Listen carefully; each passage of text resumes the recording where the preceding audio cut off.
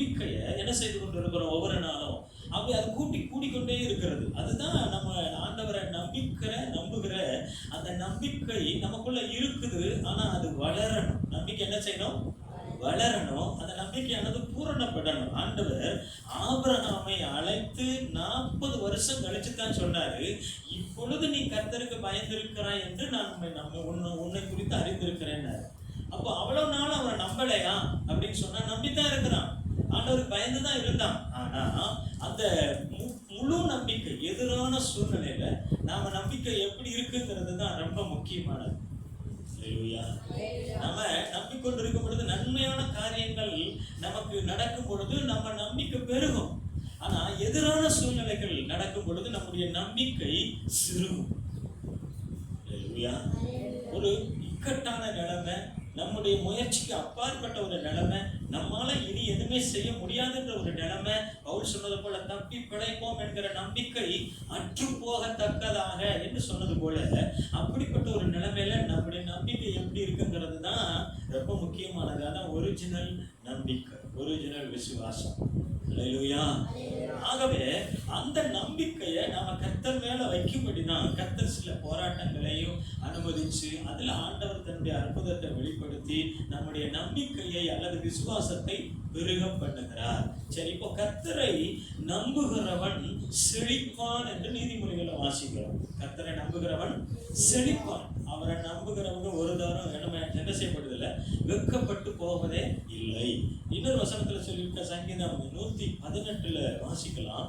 அதுல 6வது 7வது வசனத்துல சொல்லி இருக்கிறது, பிரபுக்களை நம்புவதை பார்க்கிலும் கர்த்தர் பேரில் நம்பிக்கையாய் இருப்பது நலம் என்று சொல்லப்பட்டிருக்கிறது. மாத்திரமல்ல, மனுஷனை நம்புவதை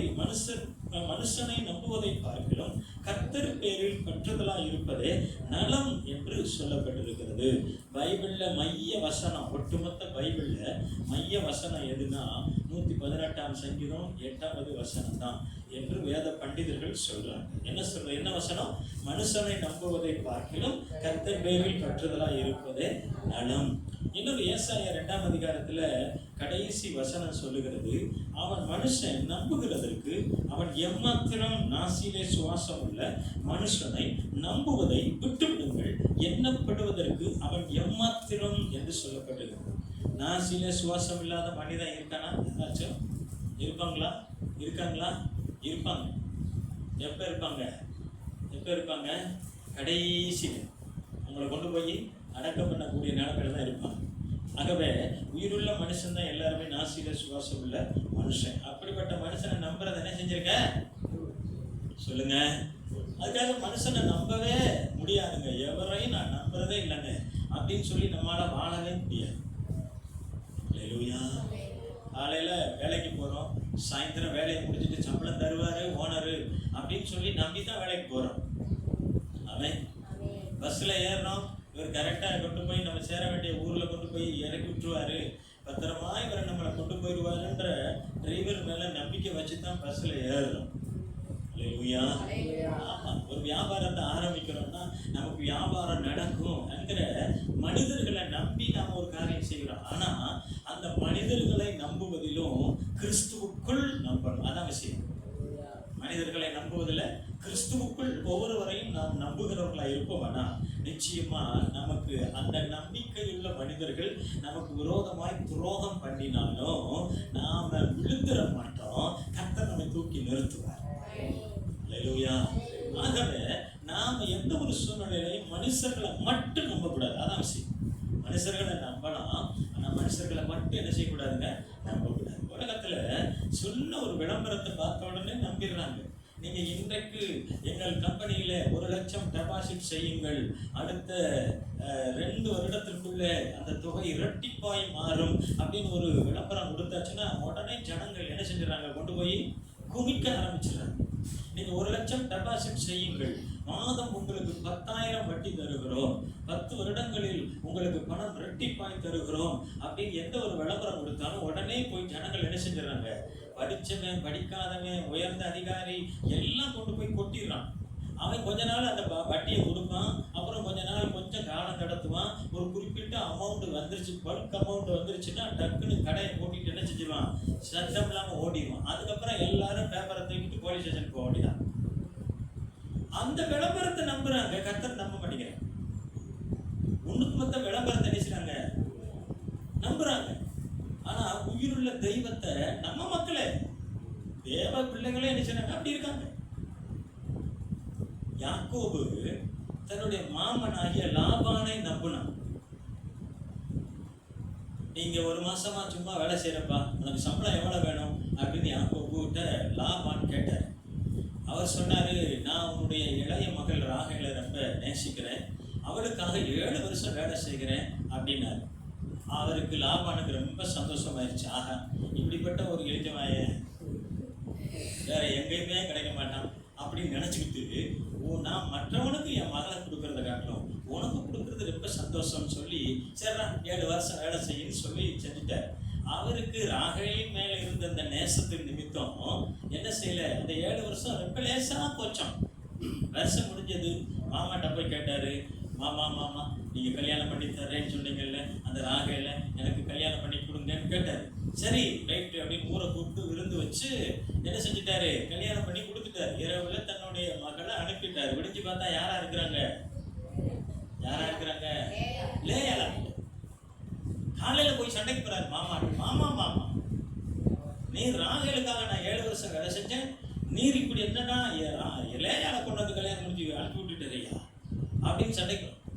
அவர் சொல்றாரு, கூலா மூத்தவள் இருக்க இளையவளை கொடுப்பது இவ்விடத்து வழக்கம் அல்ல அப்படின்னு ஒரு சின்ன டயலாக சொல்லி, பரவாயில்ல மருமகனே, நான் ராகிலையும் தர்றேன், அடுத்த வாரம் இதே கிழமை அவளுக்கு கல்யாணம், உனக்கு அவளுக்கும் கல்யாணம், கவலையே படாத, அவளுக்காக இன்னொரு 7 வருஷம் வேலை செய்ய. எப்படி மாற்றான்னு பாருங்க. மனுஷனை நம்பின அப்படித்தான்யா. இதுக்கு சொந்த தாய் மாமன் யாக்கோபுக்கு லாபான் யாரு, சொந்த அம்மா கூட பிறந்த தாய் மாமன்.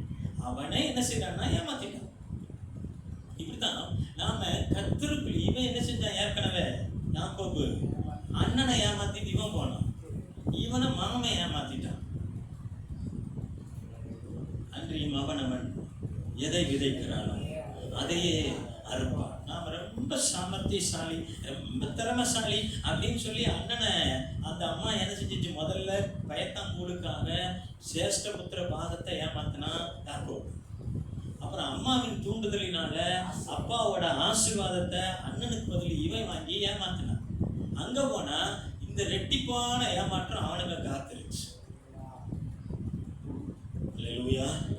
அதனால நான் தான் கெட்டிக்காரன், நான் தான் சாமர்த்தியசாலின்னு சொல்லி நாம அப்படியே இருக்கிறத போல தெரிந்தாலும் அந்த அவனவன் தன் பாவ கயிறுகளால் கட்டப்படுவான் என்று வேதம் சொல்லுகிறது. அந்த கட்டப்பட்ட கயிறு எப்போ வேலை செய்யும் அப்படின்னு சொன்னால், பிற்காலத்தில் இயலாம வரும் பாருங்க. வாழ்க்கையில் மனுஷன் இயலாம உடல் சூழ்நிலை, குடும்ப சூழ்நிலையில முடியாத நிலைமை வரும் பொழுது அந்த வேலை செய்யும். அப்போ நம்ம நினைச்சு சாமர்த்தியசாலிகள் பூரா நினைச்சு வேதனைப்படணும், கண்ணீர் விடணும், ஒன்றும் செய்ய முடியாது. சரி இருக்கட்டும். ஆகவே மனிதர்களை நாம் என்ன செய்யக்கூடாது, நம்புகிறதை காட்டிலும் கர்த்தரை நம்பணும், கர்த்தர் மேல நம்பிக்கை வைக்கணும். எந்த ஒரு மனுஷனை நம்பக்கூடாது இல்லை, நம்பிக்கை எல்லாம் மனுஷனையும் கர்த்தருக்குள்ள நம்பணும். இவன் ஆண்டவருக்கு சித்தமானா எனக்கு இந்த காரியத்தை செய்வான், இவன் கர்த்தருக்கு சித்தமானா இந்த காரியத்தை எனக்கு வாய்க்க பண்ணுவான், இவன் கர்த்தருக்கு சித்தமானா இவன் இந்த காரியத்துல எனக்கு உதவி செய்வான், இவன் கர்த்தருக்கு சித்தமானா இவன் என் வாழ்க்கையில சப்போர்ட்டா இருப்பான் அப்படின்னு சொல்லி பெத்த பிள்ளைகளா இருந்தாலும் நம்பணும். அப்படித்தான் நம்பணுமே ஒழிய, என் பிள்ளைய படிக்க வச்சுட்டேன், என் பிள்ளை வேலைக்கு போயிட்டான், இனி கவலையே இல்லைன்னா வந்துடுவேன்.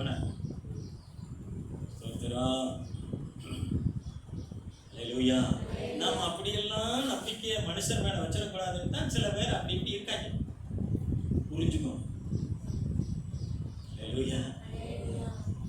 நாங்க என் பிள்ளை ஸ்தோத்திரம், என் பிள்ளைக்காகத்தான் நான் வாழ்றேன், அதனால என் பிள்ளை படிச்சிருச்சு, என் பிள்ளை வேலைக்கு போயிருச்சு, இனி சம்பாரிச்சு கொண்டு வந்து கொட்ட போகுது அப்படின்னா ஒரு நாள் கூட கொட்டவும் செய்யாது, அது நம்ம கிட்ட ஒட்டவும் செய்யாது. ஸ்தோத்திரம். கொட்டவும் செய்யாது, ஒட்டவும் செய்யாது, வெட்டி வெட்டிட்டு போயிடும். எனவே நாம கிறிஸ்துவுக்குள்ளதான் யாரையும் நம்ப. அல்லேலூயா. ஆண்டவர் நீ போறியா போ, என் கடமை உன்னை படிக்க வைக்க வேண்டியது, வேலை வாங்கி கொடுக்க வேண்டியது, கல்யாணம் முடிச்சு வைக்க வேண்டியது, அது என் கடமை, அதை நான் செஞ்சுட்டேன். நீ போறியா போ, எனக்கு கடைசி வரையில் எங்க அப்பா இருக்காரு. அல்லேலூயா. ஏன்னா நான் செத்தாலும் அவர் சாப்பிடுறதில்லை. அவர் ஜீவனுள்ள தேவன். அவர் என்னை காக்க போதுமானவர், அவர் என்னை நடத்த போதுமானவர், அவர் என் தேவைகளை கொடுக்க போதுமானவர், அவர் என்னை கடைசி நிமிஷம் வரையிலும் காத்துக்கொள்ள போதுமானவர். நீ தானா எங்களை. அல்லேலூயா. அப்படி நாம பிள்ளைகளா இருக்கலாம், உடன் பிறந்தவர்களா இருக்கலாம், உலக மனிதர்களா இருக்கலாம், முதலாளியா இருக்கலாம், வேலைக்காரனா இருக்கலாம், நண்பர்களா இருக்கலாம், எவரா இருந்தாலும் கிறிஸ்துவுக்குள்ள நாம நம்புகிற அந்த நம்பிக்கையானது நம்மை காப்பாற்றும். இந்த மாதத்துல தேவன் நமக்கு கொடுக்கிற வார்த்தை வசனம் என்ன? கர்த்தர் மேல் நம்பிக்கையா இருந்து கர்த்தர் மேல் நம்பிக்கை வைக்கிற மனுஷன் பாக்கியவான். நம்ம பாக்கியவானாய், அதிர்ஷ்டக்காரர்களாய், ஆசீர்வதிக்கப்பட்டவர்களாய் இருக்கணும்னா நம்முடைய நம்பிக்கை எல்லாவற்றையும் ஆண்டவர் பக்கம் திருப்பணும், ஆண்டவர் பக்கம் குவிக்கணும், ஆண்டவர் பக்கம் செலுத்தணும். முற்றிலும் என்ன வந்தாலும் நீங்கள் ஐயா உண்மை உறுதியாய் பற்றி கொண்ட மனதை உடையவன், உண்மையை நம்பியிருக்கிறபடியால் நீர் அவர்களை பூரண சமாதானத்தோடு காத்துக்கொள்வீர் என்று தேவனுடைய வார்த்தை சொல்லுகிறது அல்லவா? கர்த்தரை நம்புகிறவனோ செழிப்பான். இன்னொரு வசனம் இருக்குது, நான் உங்களுக்கு அதை 48 இருக்குது, எரேமியால 48:7 சொல்லி இருக்கிறது. அவன் அவ்வளோதான், 2-3 நிமிஷத்துல நாம் இதை பார்த்துடலாம். நான் கரண்ட் வச்சு பாருங்க. அதனால நமக்கு சொல்ல வேண்டிய சத்தியம் நமக்கு முக்கியமான